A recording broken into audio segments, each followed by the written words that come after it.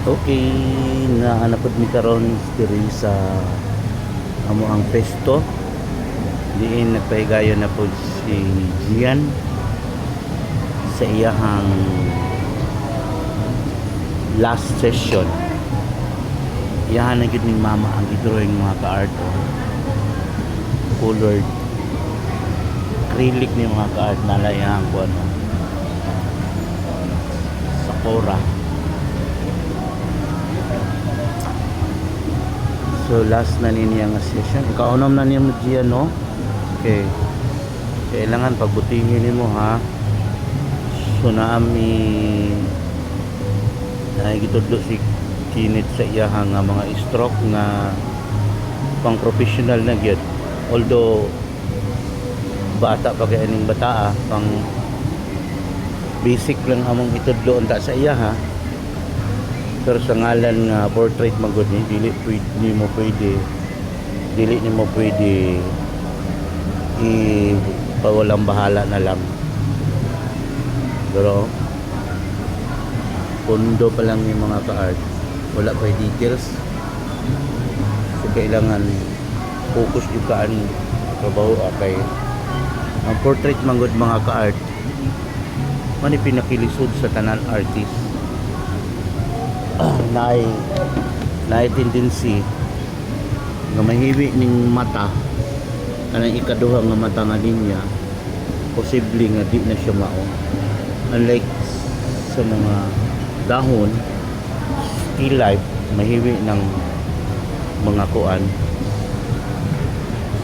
mga bagay nga parehas ng tangib puno. Ay na po ni siya na mix Puno pa rin. art na po ni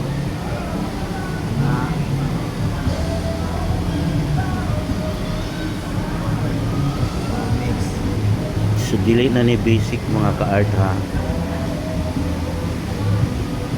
tangib black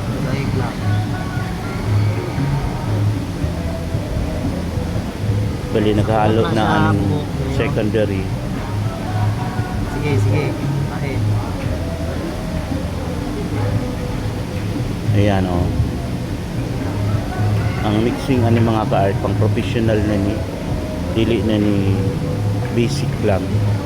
Atong primary color red, blue and yellow kani pang professional na gid mga ka-art kay portrait manggod ang himo sa bata. sa kadri ha.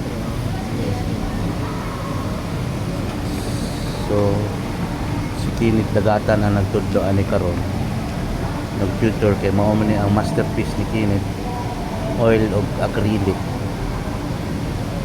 So nalang gyapon mi diri sa amo ang buhatan.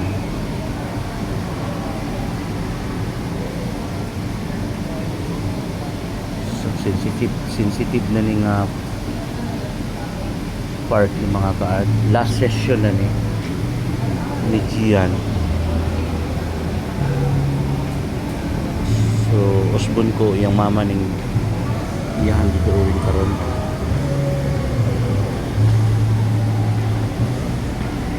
So go lang diyan ha. So abangan na po nato ang final ani.